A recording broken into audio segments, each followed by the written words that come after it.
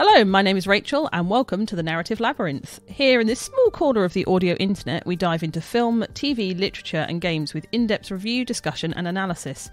I'm your host Rachel, and today I'm joined by two really interesting guests who are coming to talk to us about cosplay and identity within cosplay, or the reason why we dress up. So would you please welcome? Hi, I'm Joanne Alexander, also known as Hedge. I'm addicted to cosplay. I'd probably need help because of the sheer amount of costumes that I have. Hello, I'm Andy. I'm back again. Or maybe this is the first time you're hearing me. I don't know. Time is an illusion. Lunchtime doubly so. But I'm here because I cosplay as well. And Rachel needed someone else and she found me hiding under the cupboard. It is true. So right off the bat, I'm going to get rid of the elephant in the room. I don't actually cosplay, and I've never cosplayed. J'accuse. I know. I know. I LARP instead, so I do live action role play, which is sometimes very similar to cosplay, but not. So I'm here to kind of not give anything to the cosplay conversation other than I take pictures of cosplayers when I go to events. Yes, some very interesting photographs probably of me from an event a few years ago when my zip went and my Marshall Lawson outfit. I actually have that on video. I haven't seen it yet. Oh dear, that was funny. I know, it was like, doing. That's my zip and a tight catsuit just decides to creep all the way down in a room full of people. Well, it wasn't a room full of people. It was probably somewhere that was the size of a warehouse, and it was the full. Well, I can remember another instance involving some sort of feline statue, a martial law costume, and another costume malfunction. Yes, that's right. Yeah, that's where I showed everybody my bat crack. I forgot about that when my trousers ripped. There was another time, actually, Batwoman's outfit, my bat crack ripped then too. Actually, this is a great way to start the podcast, isn't it? Yeah. Cosplay malfunctions. Happens all the time. No cosplay survives contact with a convention. So cosplayer and part-time nudist, intentionally or otherwise, is what I'm hearing. So, although the term cosplay was kind of coined in the 1980s, like the practice of cosplaying has roots kind of as far back as the 15th century, where people kind of in carnivals would dress up as objects or concepts or historic figures. And actually, I would argue that you could even say it back further than that to kind of ancient Greek and ancient Rome, where people would dress up as muses or as gods, or as kind of fictional characters for stage plays. Would anyone disagree with that? Now, I've kind of made this big assumption. I think that sounds reasonable. I don't know. Maybe. Yeah. Yes, definitely. Yes. I think probably the need to dress up and to be somebody else is something that's probably intrinsic within us as humans, because we're always our own worst enemy, and we're always thinking that, well, if I'm somebody else, maybe life might be better. I'll try this for a while. I can see that. So, could you, in your own words, describe cosplay? Andy, I'll let you go first. In my own words, describe cosplay. Costume play? Too literal. Or was that too literal? Yeah, it's probably a little bit too literal. Well, what is cosplay to me? Cosplay to me is, and from my opinion, it's an opportunity for me to create a costume, a cosplay, and then to inhabit that character at a convention. And Joe, what about you? Cosplay to me, my problem is it's very all-consuming. I have to have a connection with the character, so I suppose in many ways I am the character. That sounds really strange, but I'm thinking of characters like Catwoman, which I have quite a few examples of. There's something about Catwoman that just completely resonates with me. I like the fact that she's independent, she's bad-tempered sometimes, and she dresses up in a kinky way. So for some reason, that particular character, I have a great affinity for. It's just I think, God, what does it mean to me? I suppose it means too much to me, I think, to be perfectly honest. I think I'm too obsessed with it, and I'm always striving for perfection. I can very much relate to that, obviously not from a cosplay point of view, because as mentioned previously, I don't. But from a LARP perspective, when I'm making a character, my backstory might be several thousand words. I might have like have a whole family history that again might be the same. I might write kind of books or fiction that this character has produced, or, you know, creating costume, and that's all kind of in the stuff before you actually get to an event and have to be this character, where it is completely all consuming. You are no longer yourself, you are somebody else. That is the whole point. So I can completely get that from kind of, although not a cosplay perspective, a LARP perspective, that it is all consuming being someone else. And intentionally being someone else. Yeah, to me, LARP is actually probably much more involved again. It is something I'd love to try, because we can wander around a convention and someone will ask for a photograph and you maybe go into character for 5 or 10 minutes, whatever. Depends maybe if I'm at an event as well with one of the costume clubs and what it is that we're doing that day. But for LARPing, it's a whole storyline. I think to me, it looks more involved and, to be honest, even more fun. Why have you never tried it then? I don't think anybody does it here in Northern Ireland. There is some Northern Ireland LARPs. I'm not saying there's not, but there's definitely more kind of on the mainland. Yes, I mean, my brother was telling me that he does know somebody over here that has connections with it. And I was thrilled to hear it, because I'm really hoping that it takes off here, because I think it's something that the cosplay community in Northern Ireland would have a field day with. They'd love it. So, Andy, where do you sit on the cosplay to LARP kind of? Because you definitely don't LARP and are not interested in LARP, is that correct? What? That's an interesting distinction to make. And actually, I had a question for you before we begin now. Why do you think you haven't ventured over into the realms of cosplay? Why have you stuck within the world of LARPing?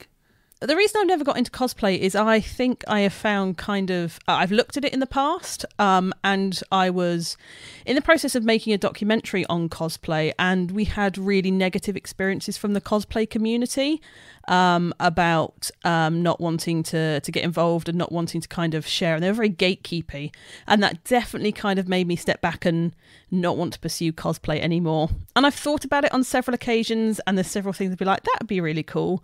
But as kind of Joe pointed out, LARP is very all-consuming, and I only have so many spoons to deliver. Well, I mean, we'll circle back around to the whole gatekeeping thing, because I have thoughts on that. Oh, you do. You see, yes, I do. You do. You're welcome. But what's interesting is there is actually a slight element of LARP in the cosplay that I do. You see, one thing which distinguishes the way I cosplay as opposed to the way Joe cosplays and many others do is Joe tends to cosplay specific characters. You know, Joe cosplays as Batwoman or as Catwoman, or, you know, there are specific characters who exist on the screen that Joe relates to and you inhabit. It's fair to say, yes?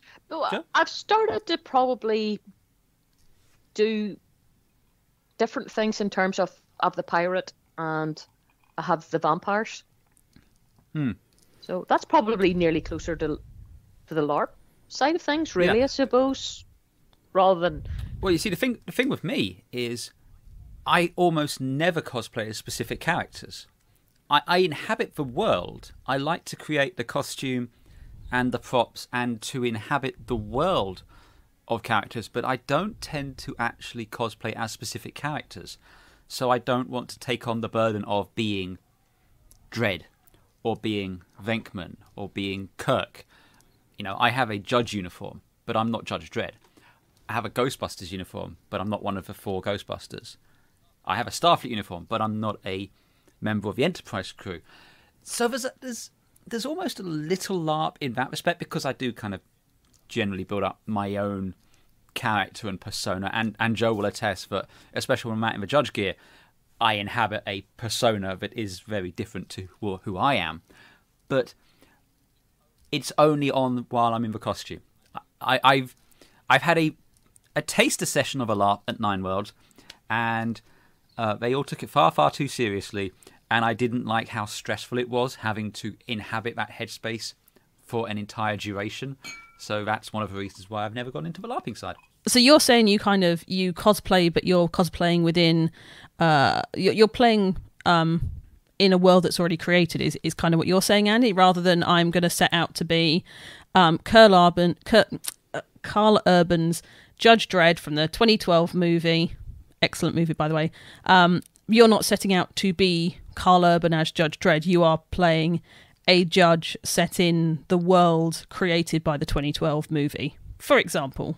Well, yes. Well, yes. But I think it comes down to what is, for me, the most enjoyable part of the costuming, and that is creating the costume and creating the props, because I find a deep connection to the to the filmmaking and the world of it. You know, when I'm building a replica lightsaber, for example, I want to make it as accurate as possible. I want to use the same techniques wherever possible and use the authentic parts, because that's the part which I enjoy. But once that's done, I don't want to be that person, that character. In fact, the only cosplay I've ever done, which is a character, and this was just more because it was slapdash, not because I identified with the character or want to be them, but that's the Amos Burton from The Expanse, and that's just because I had a spare green flight suit, and I'm like, what the hell, I'm going to be Amos. So that was the extent of that. But for me, like, making the judge outfit and making it as accurate as possible and getting screencast helmets and lawgivers made from the files that we used to actually make the film, making the most accurate judge costume I could do was what I enjoyed doing. But I don't want to be constrained by pretending I am in that world. You know, it's a weird distinction to make, but it gives me a certain amount of freedom to, well, for one thing, take my helmet off, because Dredd never takes his off. I can take mine off. And to another, just be myself in that world. I hadn't thought of that before, about your cosplays, and I can completely see that now. Yeah. Now, my judge as well is Judge Archer, and she is in the 2012 world, and I do an older version of Anderson, surprisingly enough, because I am older than Anderson. It's supposed to be her on the streets years later, and with slight changes. But yes, there is a lot to be said for inhabiting the world rather than being the character. I probably do have a habit of doing the characters. I mean, the one that there's two costumes I'm actually waiting. I usually would build costumes from scratch with my friend Kate, who's called Maison de Cato, and we would usually make costumes together. But I've decided on this occasion, and I still will be torturing her. She just doesn't know this yet. I've ordered Agatha Harkness's witchy costume, the floaty one, and Queen Maeve from The Boys. But I plan to really upscale those two costumes whenever they arrive, especially Queen Maeve's, because I'll replace some of the vinyl arm bracers. I'll make them partially out of foam as well. I have great plans to do that. And I like those characters. For some reason, I seem to have about 4 or 5 Queen characters. Apart from Freddie Mercury, seems to be the only Queen that I haven't done recently. Is that on your list? Still time. Just letting my moustache grow out.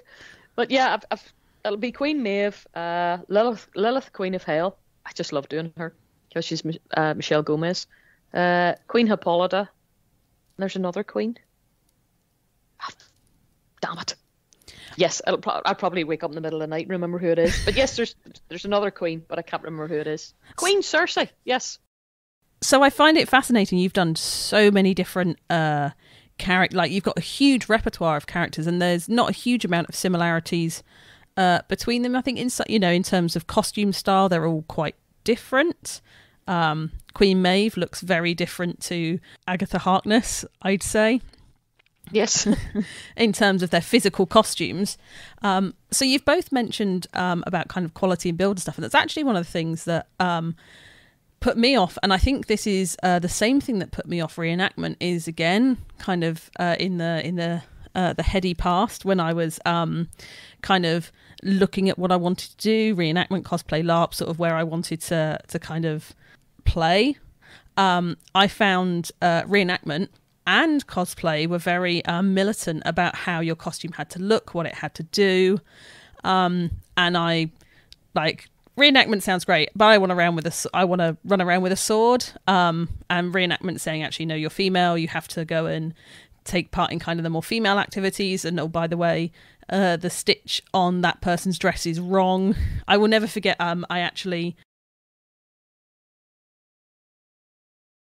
I was filming a documentary at a medieval fair. The host that was taking us around and talking to us pointed out how someone's hood on their robe was a fantasy version of a 14th century hood, not a historically accurate version of a 14th century hood, and went and told them. Oh, what a bastard. And I was just like, oh, this is really toxic. Like, you don't know the reason they've got that. Is that because that's all they could afford to buy? Is that because that's the reference material they had to make it from? Like, what did it matter, this basically public event? So that kind of put me off reenactment. And I had very similar experience looking at doing cosplay, where people are like, well, no, it has to be the right thing at the right... And it was just like, this is a lot of rules. And LARP, I can get away with wearing Primark trousers. Well, let me tell you, Primark is one of my go-tos at eBay for when I'm starting to make a costume. Do you know what? I actually do wonder if there's maybe a move away from that snobbish. I can see a slight sea change in how things are over the last 6, 7, 8 years. That, yes, you still have CRLs, the standards for the 501st, the Rebel Legion, the Emerald Garrison here. But I think there's maybe more of an acceptance of people more than there used to be. There is. I don't think the snobbery bit is just as prevalent, particularly here in Northern Ireland, as it was. I think people are maybe more inclined to encourage others. They're a bit more forgiving than I think they once were. I mean, I've been guilty of the snobby bit. Oh, 100%. I really have. Much to my shame, but I just want to see people cosplay now. Yes, I care what they wear, and I like helping people to make it better, but just get out there and do it. Are you not going to walk up to someone and say they've got the wrong stitching on their hood that's no. wrong? Even at my worst, I wouldn't have done that. Honestly, I wouldn't have. I just... Maybe it's getting older as well, but you can't help but think, I mean, we've just been through a pandemic. There's hardly been any conventions. People have died. We're still going through absolute turmoil. Maybe it's time to think about something else and just enjoy it and not get so wound up about it. Where do you stand on this, Andy? Oh, thank you for asking. Oh, I've been sitting so patiently there. Oh, Anyway, thanks for that, Andy. Moving on. No. I'm recording this podcast. No. I'm having my day in court. Yes, I have opinions here. You're shocked, I know. So I came quite late to cosplay.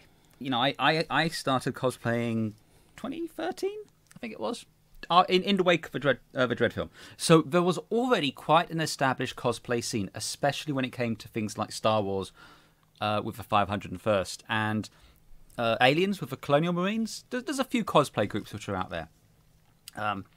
And at first, I was a little enamored with these groups, because you'd see them at the conventions and they'd all be standing around their fancy tables with their fancy banners in their fancy costumes. As if royalty almost. You know, there was a certain sense of, why, yes, we are fantastic. Why, yes, this is really my hair. Yes, we're amazing. Yes. No autographs. There was a certain amount of snobbery there. And I was attending, I think it was Star Wars Celebration in 2016, where, yes, ladies and gentlemen, I did go wearing a Star Trek costume. You did? Yes, I did. And there was, I met someone there, a lovely young kid. His name was Harrison. I say kid, he was like 17, 18. And he had a Stormtrooper outfit. I don't know the ins and outs of Stormtroopers, but I looked at it and instantly I knew it was a Stormtrooper.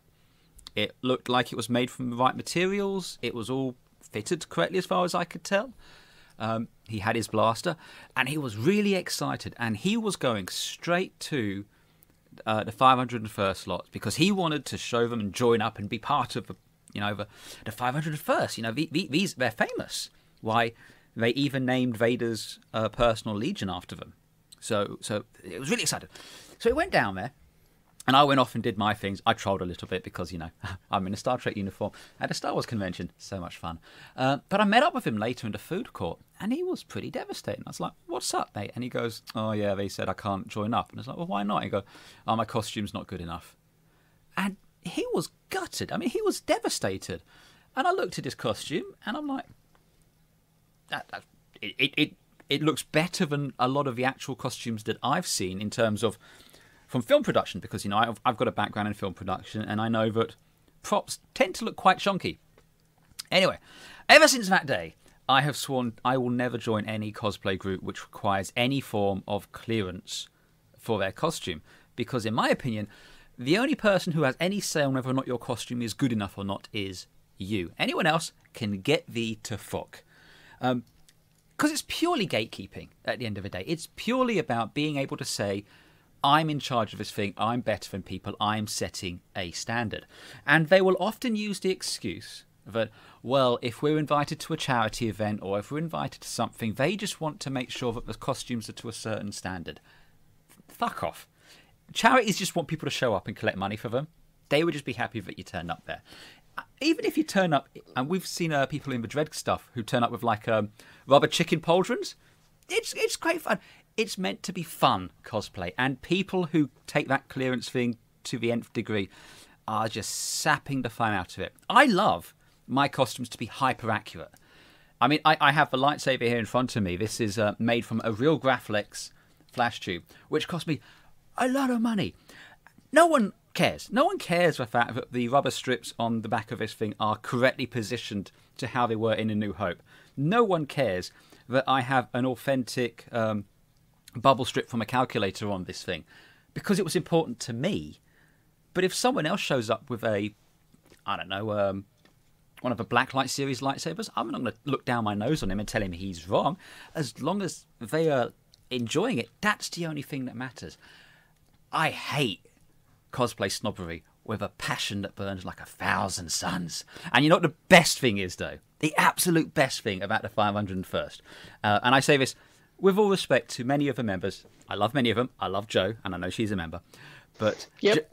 Jo will appreciate this, because as people know, that they have their costumes. The Mandalorian, Season 1, they... No, don't you dare to bring those out. Oh no! It's happening. It's happening. This is you'll love this, right? So basically, when they were doing the Mandalorian season finale, they decided to reach out to the 501st for some cosplayers and some costumes to use on the show, right? And they had a couple of people in Scout uniforms. I don't know if it was the actors wearing the Scout uniforms or if it was the cosplayers. I don't know what it was, but they weren't wearing them properly. I think they had the knee pads upside down. They did. Their nappies were pulled down. There was bits of a costume that weren't quite right. But the best thing about this is that it now is right. Because it's canon. It's appeared on screen like that. I love it. There's a whole backstory as to why it looks the way it is. It's supposed to be they're like revenants. They're the remainder. They're what's left after the Empire got their arse kicked by the rebel scum. They came up with that later. They've come up with that later to justify it. There's no doubt about it. It was a hell of a shock. To us, because I'm a biker scout, to us biker scouts, this was a hell of a shock. Now, I know that you're slaking the costume groups. Personally speaking, for me, yes, there's been times where it's been really, really frustrating. But I have ended up... It's taught me how to make a quality costume that I don't think I would have been at the standard I'm at without the guides from the clubs. And the people that I've met, and the talent, and just the environments at times. We have build days, so people would encourage you, I've got this kit. I don't know what kit to buy, or bought this kit. Can somebody help me put it together? You know, you all get together for a day and you help the person make their kit. There is a lot of camaraderie. There are some clubs that are an issue, and they are venomous, and other clubs which are just really nice, helpful people. And unfortunately, it's just the luck of the draw where you are. I think is an awful lot of it too. Right now at this moment in time, hand on heart, I can honestly say that the clubs that I'm in are great and very supportive of each other. I'm in the one particularly now that I'm thinking of is the Doctor Who group over here. We don't have any clearance, but everybody's just that enthusiastic, and some have been in other clubs as well, that we just try to make everything the best that we can, and we make variants of different things too. So I think actually I'm going against my own argument here. There's a club that has no clearance, and yet everybody's really wants to make it the best that they can. But I put it down to the members for that. We're just a group of people who don't want any politics, in a group that helps each other. And we actually did Dublin Comic Con in March, and we had a great time. Absolutely fantastic. I will say, I did tar everyone with the same brush, and I do apologise for that. There are fantastic groups No, he out doesn't. there. Honestly, I do. And there's groups out there which I have enjoyed working with. But I personally will not join any group which mandates any kind of clearance. And I've had groups approach me and ask me to join on my costumes because they said, "Oh, you should come and join us." "Oh, yeah, you'd get in no problems because your costume's good enough." And I was like, well, it's none of your damn business if my costume's good enough or not. You know, I won't join. And I think groups like the one you described, they are hugely valuable just for creating that sense of community and helping each other.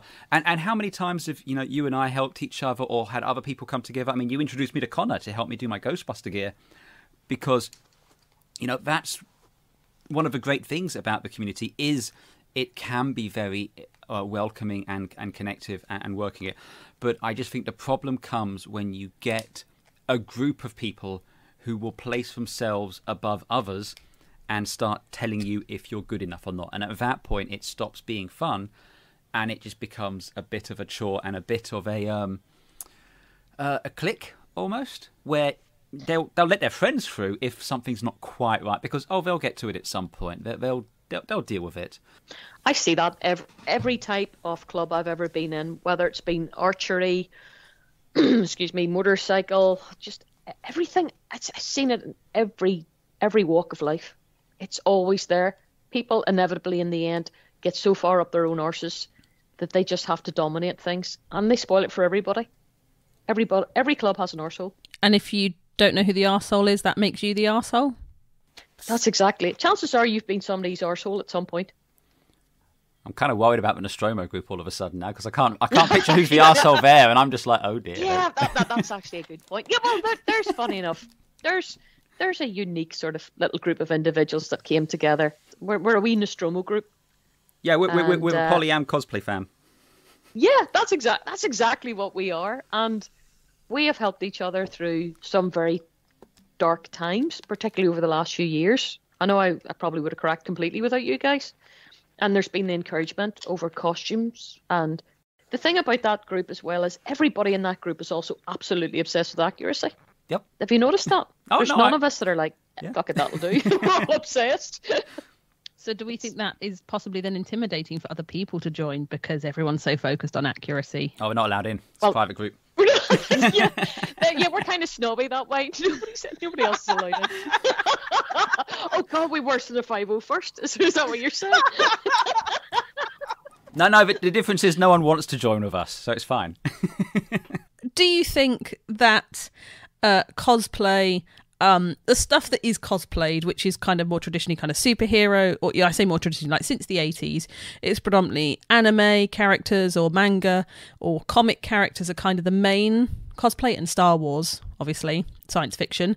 Do we think with this kind of geek subculture becoming more mainstream pop culture, do we think that's had an impact on cosplay? I personally think it has. I think there's a lot more cosplay and it's a lot more accepted, but I want to know your opinions.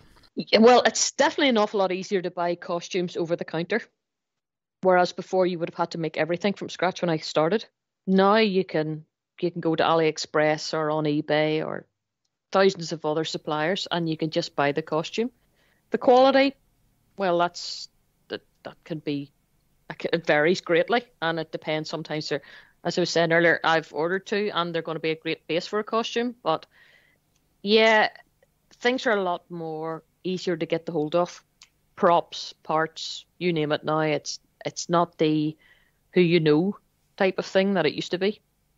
So do you think that's because the internet is more prevalent, or do you think that that's because subculture is now pop culture? I think it's businesses see that there's money out there to be made because there are so many people into it and it's disposable income. Yeah, I can completely agree with that. You know, no one is going to make something if no one wants to buy it. You know, Marvel is now owned by Disney. You can't get any more mainstream than that. Yeah, which just means technically I'm a Disney princess because I'm Ripley as well.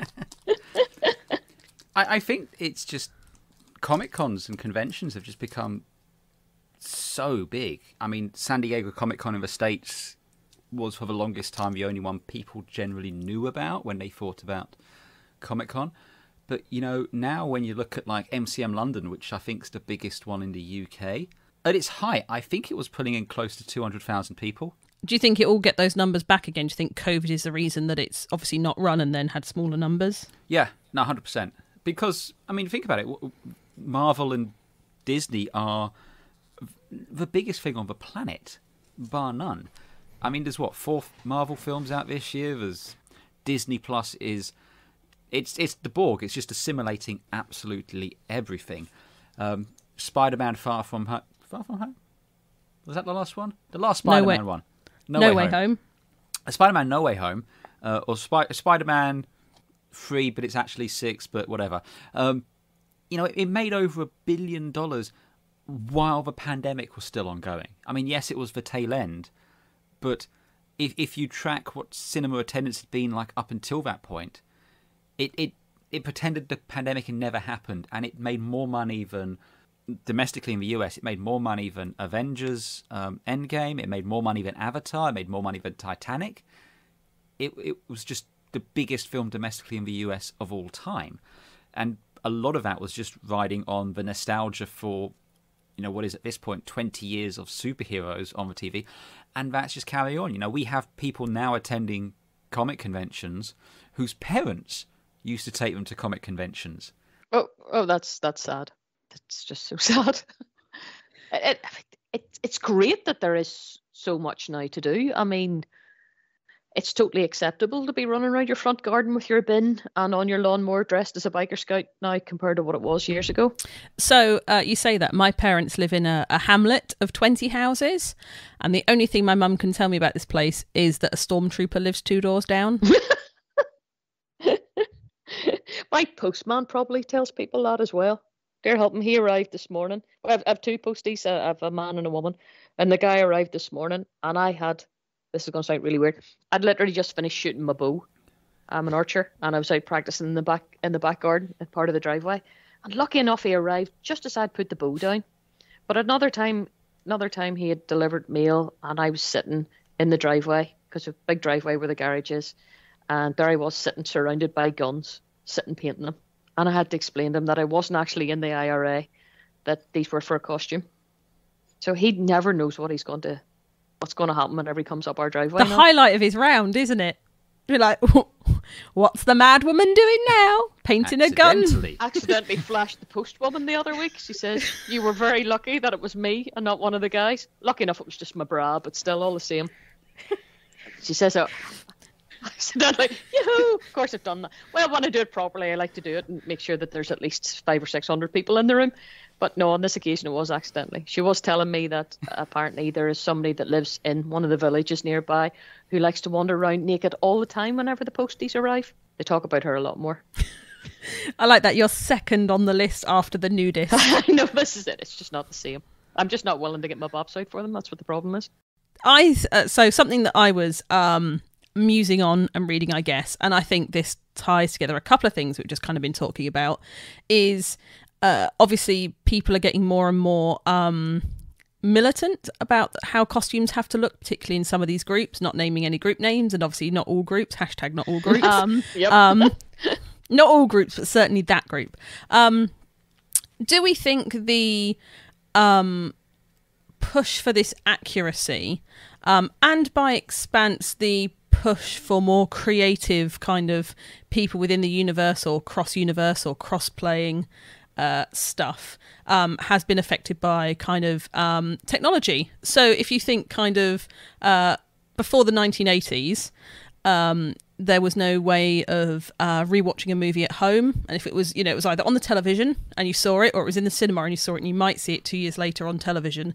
That was quite difficult to kind of follow it. You'd have to go a lot on memory, or you'd have to hope there was an action figure or a poster you could buy or something in a magazine you could copy to create your cosplay. So not just the limitation of our production methods, like 3D printers now obviously completely revolutionise, but cosplay and LARP, obviously this didn't exist back in that point in time. So it was kind of paint your egg boxes and get your black tights out.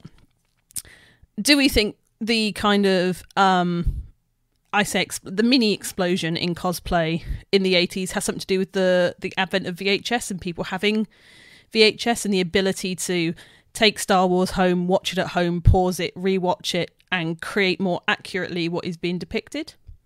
Well, it's just before Star Wars. Star Wars was the birth of the summer super blockbuster, and it was in the 80s you started getting the films which were high fantasy and more genre-led and had more interesting characters people wanted to cosplay as. No one wanted to dress up as Gene Hackman in The French Connection. But you did have, from the 60s, you had Star Trek in the 60s, you had Buck Rogers, you had Supermans at the time, Batman. People did still cosplay, but if you look at images of cosplay from that point in time, they are a lot less accurate because there was a lot less ability to go back and check the source material. Yes, that's a good point. Yeah, I think maybe what drives some of it now is, yes, there is the ability to check online what something should look like, but then there's a competition even amongst those who aren't in clubs. I know a cosplayer that cosplayed as a very accurate Robert Pattinson Batman to one of the first screenings of Batman because they had the ability to watch the trailer, look at shoots from the set, contact more people. Like, the ability to access that source material is so much more now than it ever has been. Well, there's quite a few people I know who make a point of, as soon as the first trailers drop for a new superhero film, will start making the costume because they want to attend a premiere, and they're invited to by Marvel or Disney or DC or whoever's doing it because they want to see cosplayers and people in character at the premiere events.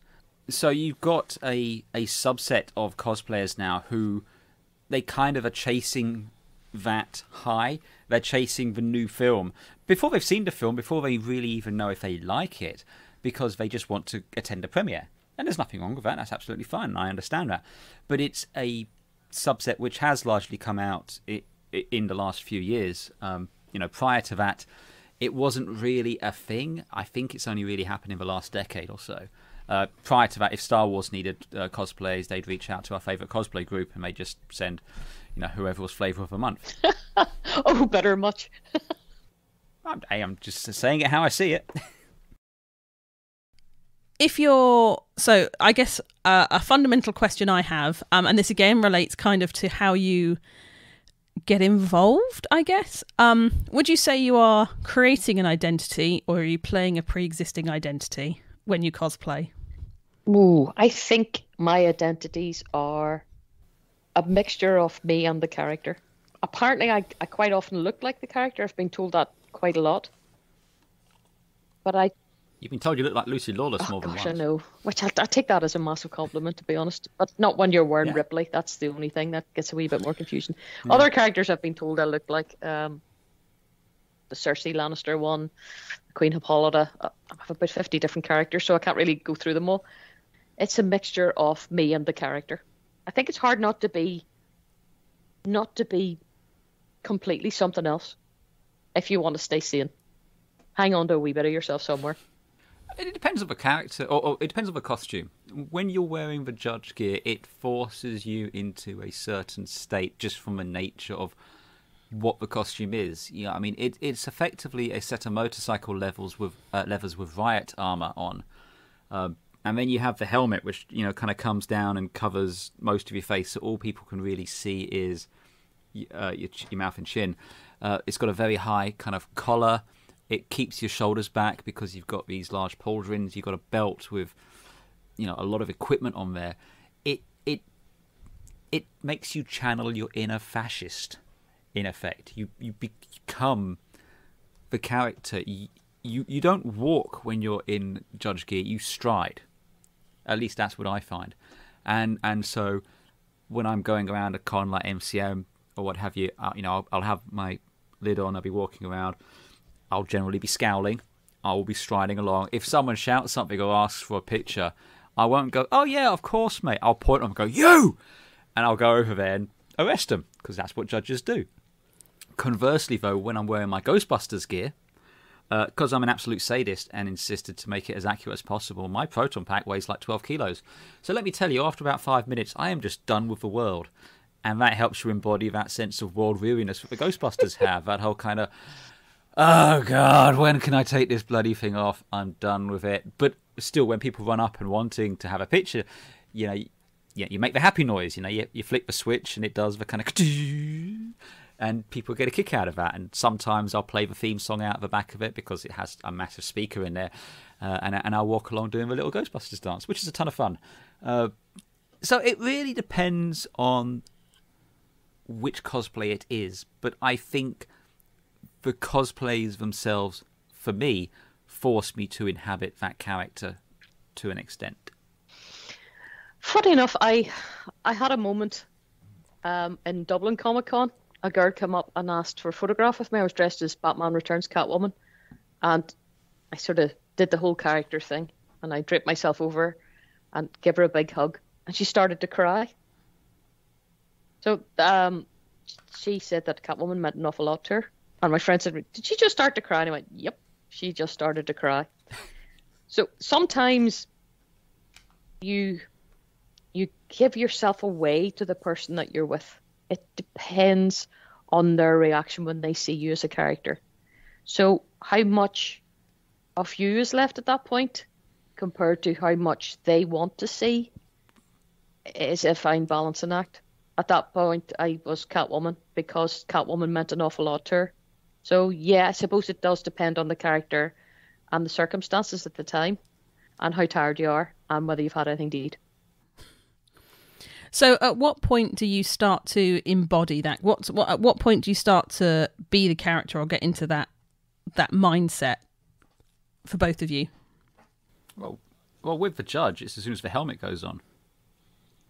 You can walk around in the Judge gear without the helmet on, just with the stuff, and you know you'll be chatty, you'll be talky.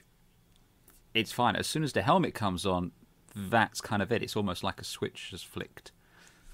Sometimes it's for me, it's when the wig goes on. I get the makeup, depending on who the character is, I get the makeup on, and then the wig goes on. And maybe there's a set of claws, or there's something unique to that character. There's a particular prop that you tap into that signifies who that character is. That sometimes is whenever the switch is made for me. I'm thinking with the Doctor, it would be the sonic screwdriver. Whenever I start lifting it and put her coat on, and start striding about the place, because she's another strider. She doesn't just walk; she strides around the place. So yeah, it depends whether once the iconic part of the costume is in your hand or it's on you, that's when you really start becoming the character.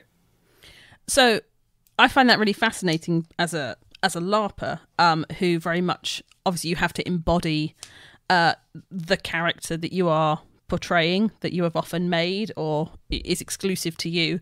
And I've done this in different ways. I had a character in the past who didn't ever sit down, only ever stood up, which, let me tell you, at a 42-hour game, longer than that, 72-hour game was very, very painful, and I hated every second of it. But embodying a character that kind of had those characteristics and that persona, she just wouldn't ever sit down. That was a thing. She didn't sit down. She also wouldn't drink anything that wasn't like in her own bottle. Very paranoid, apparently. But I've had other characters where armor or costume has forced me to walk in a certain way or stand in a certain way or look a certain way. That has definitely altered me as a person, and I have to. That's definitely. The character is not that character without that thing that makes them do the thing. I don't know if that then gets more kind of close to method acting, maybe. I think I certainly do to an extent, and I think Joe will too. In fact, Adam Savage, who used to be on Mythbusters, he does a video series on Tested, and he's spoken about this on a TED Talk, how he views cosplay as a form of performance art between you and an audience, where you embody a character and then they will accept you as that character and interact with you in that way. Because when you're walking through a convention, people will not see Joanne, they won't see Andy, they wouldn't see Rachel, they don't see Zoe. They see the character and they will respond to you in that style. as if it was that character. When people see an Iron Man walking around, they might, they are fully aware that you're not Robert Downey Jr. in a motion capture suit. They understand that, but they'll still approach you and treat you as if you were that character. And I think there's a certain amount of that. You do get some people, though, who, when they cosplay, it's just them and their friends want to wear a costume and have fun and walk around and experience it. That, I think, is much closer to a fancy dress side of it. And I'm not being a snobbish, kind of drawing a comparison between the two. I just think there is a different mindset between the two as to how you approach it. Just going to say, you can see it in their walk. I know that sounds a bit strange, but people who are really into it walk differently from people who are just there and they've put something on for the day and they think it's just great to be there, just wearing something different. The walk's completely different. The attitude's completely different. I think it's maybe... They don't embody the character, Yeah. do they? They're just wearing the costume. They are. I think it's maybe because us cosplayers are camera hoes and we walk and we preen differently because we want to be looked at. When, obviously, you have an identity, and you both kind of said that an identity is part you, part the character or the world that you're coming from. Would you say that your identity then is like a self-concept, or is your more identity coming through interaction? Or is it part of the group you're with? I guess, Joanne, for you, that's more of kind of a group identity because you're part of this larger conglomerate of group. But I guess that applies to Annie too when you do your Dread costumes? If there's other judges there, we tend to... Amongst ourselves, we'll be kind of jokey and jovial, but then if someone comes up and wants a picture, we will all kind of, at a flick of a switch, become bastards, because that's what Is that the term do. for a group of? Group of bastards. There's been some discussion about what is the term for a group of judges. The front runner, I believe, was a court of judges. Oh, I didn't know if it's going to be a murder of judges, but I guess a court of judges. I think it for me anyway, it depends on the costume.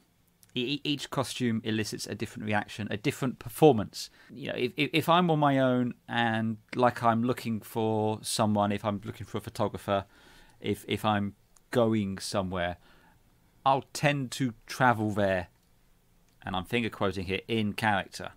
I'll put the lid on, I will walk in that way.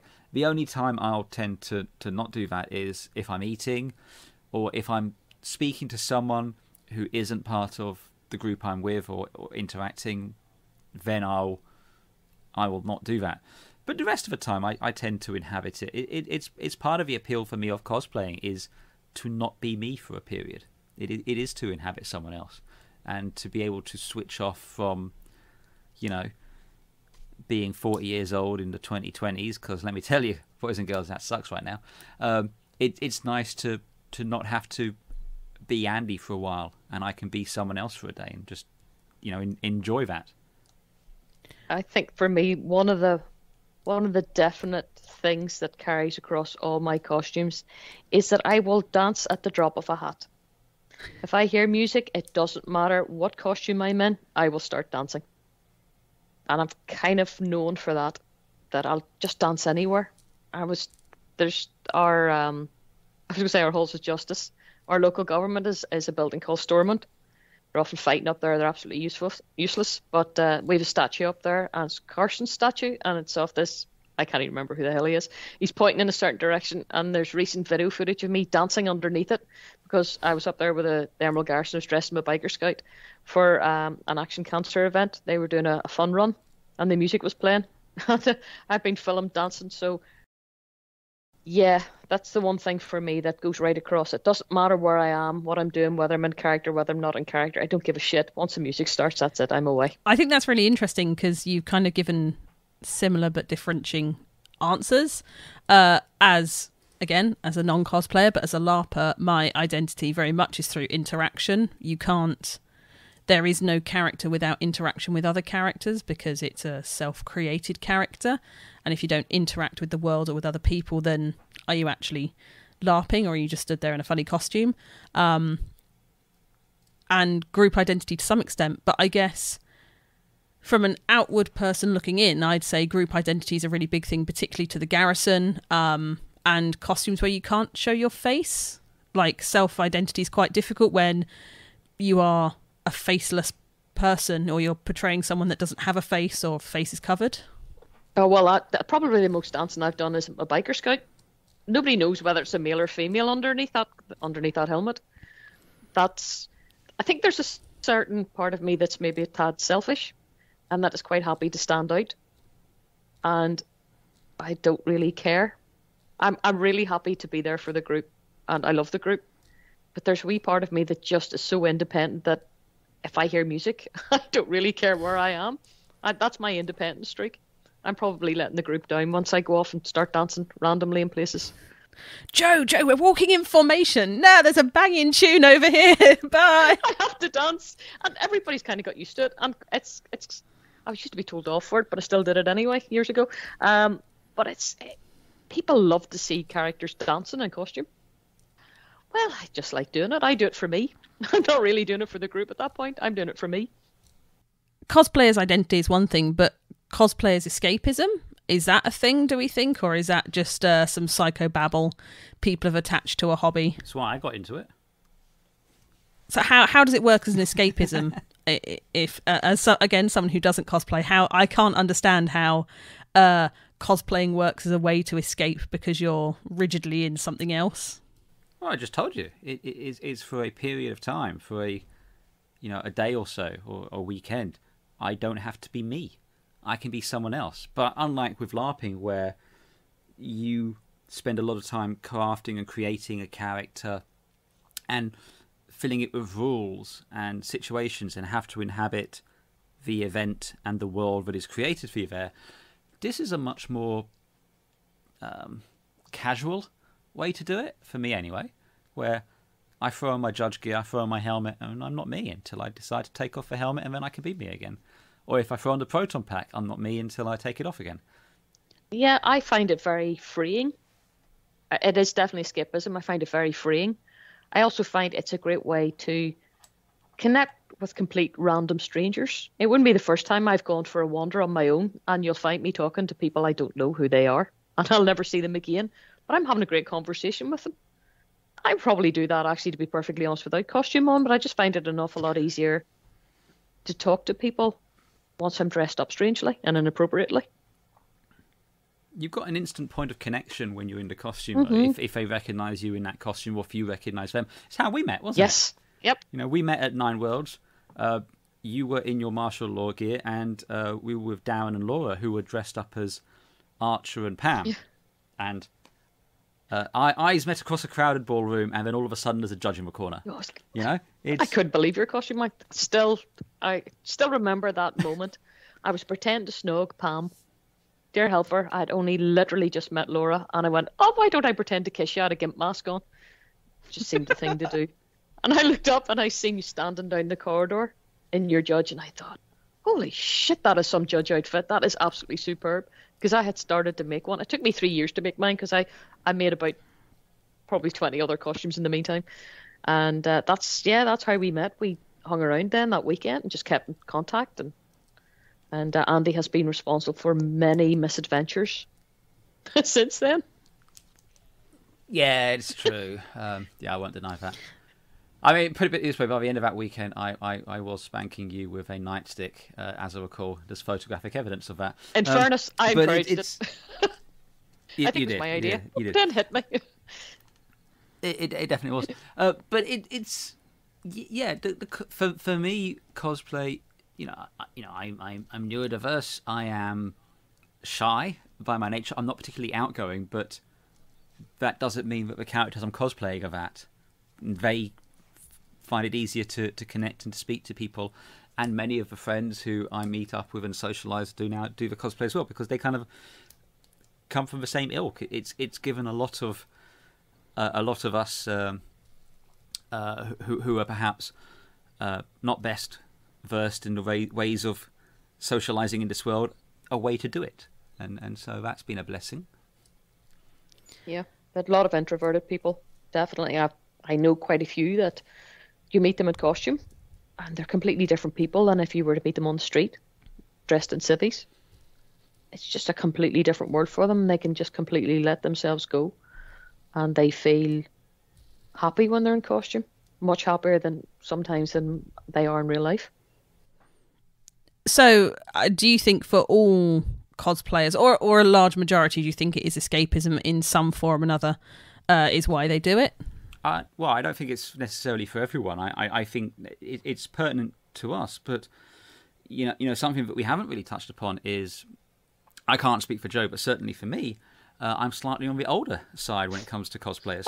You're slightly. I'm really on the older side of the cosplayers. I'll not go into my age.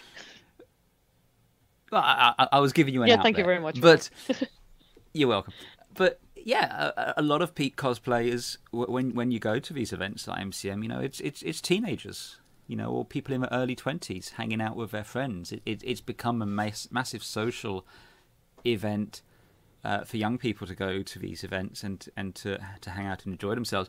And they are having a different experience to what we're having.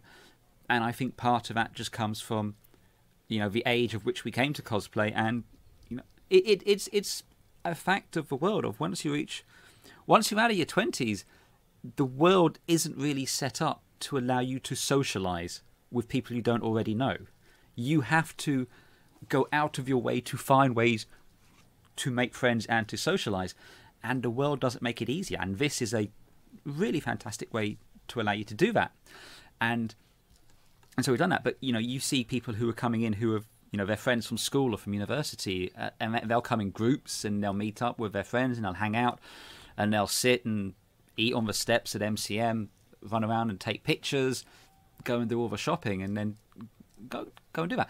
So you definitely see when you're at a convention there is different ages are cosplaying in different ways. I think, for lack of a better term, the more serious cosplayers, like myself and Joe, and when I say serious, I mean we put a lot more time and money into it than perhaps other ones do. We're not serious in any sense, but we approach cosplay probably a lot closer to how LARPers would do, because we put a lot of time outside of the conventions just getting our cosplays ready, whereas a lot of these younger people, they'll go onto Amazon or they'll go onto eBay and they'll order a costume a week before the event, and then they'll wear it, and then afterwards they'll either sell it on or it'll go in a wardrobe and they'll never wear it again. And that's absolutely fine. That's how they want to experience and they're able to experience it in that way. I don't think I could experience it that way, just because I don't think I'd have anyone to go with and hang out with. So are you saying, Andy, and I sort of, based on this, I'm assuming, Joe, you probably agree, that the actual event itself is almost not the fun bit, it's the crafting, it's the producing of this character, this identity within a preset set of rules beforehand, that also gives a lot of the enjoyment? Hugely. That sit and plan on a costume. I have numerous notebooks where I'll sit and draw the character out. I'll write down a parts list. Then I'll do designs. How am I going to build it? What have I currently got? Because I have an awful lot of bits and pieces that I would kit bash things as well to make stuff, to make props. And I'll sit and work it out to the minutest detail before I'll actually start making anything at all. And that is very consuming. There are times actually where making the actual costume can be more fun than wearing it. It's almost always that for me. Making it is more fun for me. It's just so much fun. I mean, that Batman Returns Catwoman that I put together, and it was a character that I've always wanted to do. The last couple of times I've worn it, and which is really the first few times that I've worn it, because just the way it's worked out, I still haven't got properly into the character yet, and I'm not sure whether I'm enjoying doing it. And that's a huge disappointment. I'm hoping that maybe I'll go and do a photo shoot or something and I can click with it a wee bit more. Even though I was sort of doing the characters for others at Dublin Comic Con, I don't feel I'm still there yet with it. So it can sometimes just be the putting together the costume is better than physically wearing it for the first time. It can be almost... There's so much of a build-up to whenever you first go out in the costume that it can almost be a disappointment when you put the damn thing on and go. You've had so much fun before that making it, and you've battled with it, and you've learnt new skills, and you've maybe talked to so many interesting people before you've got there, and suddenly you put it on and you think, there's something in me that's missing. It's not the costume, there's something in me that's missing, and I'm going to have to work on that. And that's sometimes disappointing. There's also we both tend to do characters that we're interested in and we resonate with, but that's not necessarily what's the current flavour of the month. Yeah. And when you go to conventions, you will always see a lot of Harley Quinns. There will always be a lot of Deadpools. There will be a lot of anime characters. There'll be a lot of things which are quite popular at the moment and the now. And so they will always garner a lot of attention because people recognise those characters and they like them and they'll connect to them. But the characters we tend to do, tend to skew a bit older and are a lot more niche. And so while I certainly never particularly care about the attention, it can be a bit disheartening when you're going around, though, and people aren't acknowledging it or recognising it. I will always make a point if I see someone in something like a Babylon 5 cosplay or something that I recognise as very niche, of going up and just saying, I really love a costume, it's fantastic. I'll even take a photo on my phone because it means something for them. I'm acknowledging the work they've done and showing that I have the same connection to the character that they do too. Once again, nothing against the people are doing the popular characters because they enjoy those. But for me, and I think the same for Joe, every time we choose to do a cosplay a character, the reason we put so much time and effort into it is because we have a personal connection to it that we want to express. It's like when we did the Nostromo group. It was 40 years since Alien, and Alien isn't even the most popular film in the Aliens. It's Colonial Marines with the rifles and the armour and everything. You almost never see the crew, and even when you do see this crew, it's usually just Ripley. And the fact that we had, I was as Dallas, we had Colin there as Kane, Alan came as absolutely amazing Ash. Yeah. We had Lee Morisseau came as Brett. Mark Anthony came to his first ever convention as Parker. It was brilliant. And it was it was amazing. We had the entire group. We even had a little Jones the cat there, and we were walking around. And while it wasn't like people were rushing and falling over themselves to take pictures, enough people recognised us. And when they came up and said, "That's amazing," and wanted a picture, that was enough for us. I thought we got And an awful lot of attention, to be honest. I was actually genuinely surprised how much attention we got. There was one point where we were standing, it was Mark and Alan and myself were looking at the Eagle Moss stand, and we were mobbed at that part because we wanted to look at the actual ship itself, Nostromo, and we got mobbed. People were recognising us left, right, and centre, and it was extraordinary. I don't remember getting that sort of attention with a group cosplay before. It was really, really positive and genuine fans. And it was lovely. I can't wait for us all to get together again at some point to do the Nostromo crew, because I think that I think it just appealed to so many people at MCM that weekend, and that if we went to maybe a convention, I find the London conventions sometimes nearly slightly more standoffish. I noticed it with Star Trek DST last year being in London compared to Birmingham. I thought there was a better atmosphere in Birmingham than there was in the London one. That I think if we went to a convention with the team outside London, that we would get massive response. The point I think is that there are other groups where if you get 3 people as Spider-Man, like if someone was doing Tom Holland Spider-Man, Andrew Garfield Spider-Man, and Tobey Maguire Spider-Man, and if they just congregate together on the steps of MCM, they will be mugged, quite literally. Or if you have someone does the Justice League, a good Justice League, again, they'll be mugged because there's a much wider spread of familiarity there for people, and it skews to a younger demographic who is interested in those. When you become old fogies like us, you're less inclined to run up to people and say, "I want to take a picture with you." So that all said, what is your one kind of final comment or statement you want to make kind of about cosplay and its relationship to you? The thing about cosplay is it allowed me to find myself, and I know that's a wanky kind of answer, but it really did. And it allowed me to connect with people, and it allowed me to have fun. And let me tell you, folks, the world's a bit of a shitty dumpster fire right now, and it's super important to find out ways to have fun and enjoy yourself and embrace them. So do it. It's also a great way to meet people of all different ages. Certainly, I think meeting people younger than me has helped me to realise certain things about myself as well, and to see things differently.